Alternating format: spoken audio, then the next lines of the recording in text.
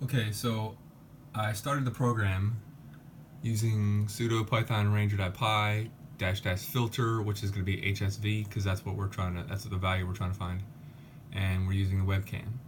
So when it starts up, you see three frames. You see your original frame, which is the picture you're looking at. You'll see the thresh frame, and right now it's just all white, and I'll explain why in a second. And then you have your track bars, and what these track bars are set up right now as are basically the minimum and maximum values that you use to find the HSV value of the object you're trying to track. So you'll see the minimums are all 0 and the maximums are all 255, which is basically the minimum and the maximum. So what that does is it makes everything in your thresh frame white because it's basically blocking nothing out. So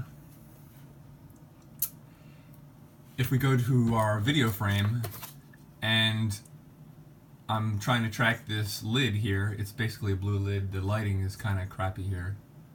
Well, I don't know, there's really nothing in my picture that I could track that has a specific color. We'll try to track this frame.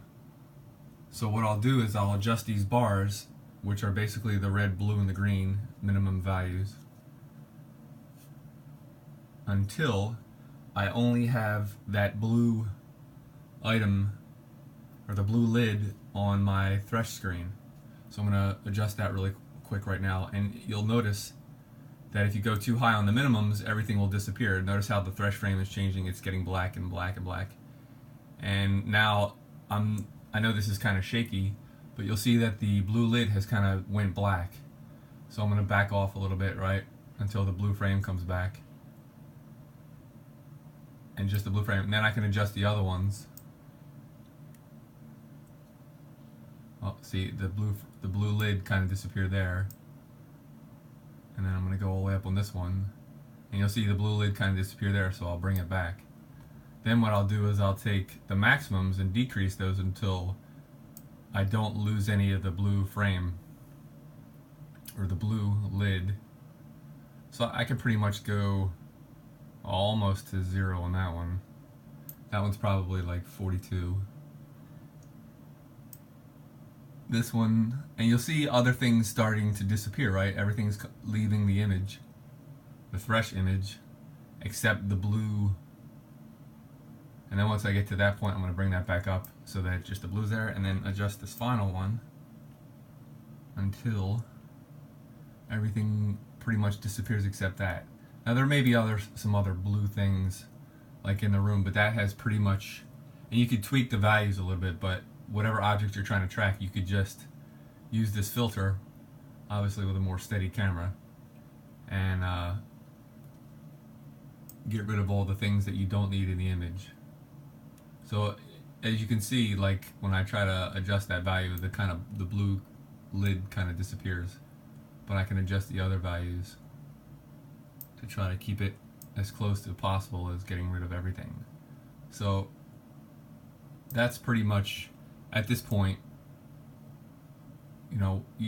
pretty much the only thing that's remaining is the blue lid at this point. So it should, if you put those values into your program for your, oh, I lost it.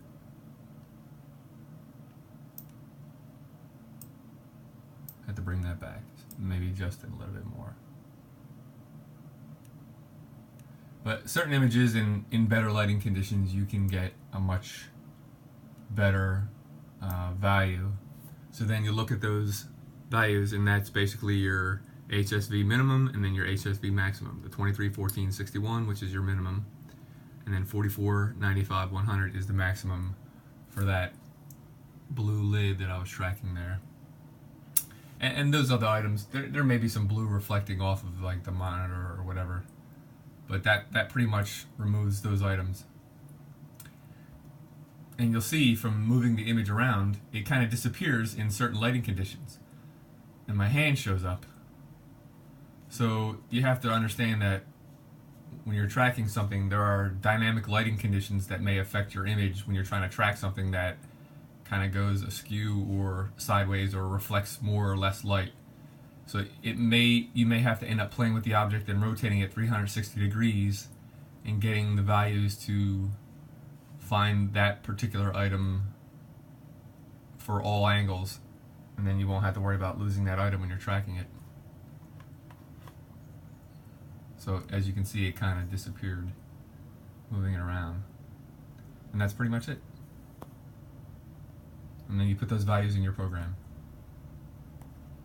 and you'll see how it kind of phased in and out. That may just be the camera, but if you have a better camera and better lighting, it would probably look a lot better.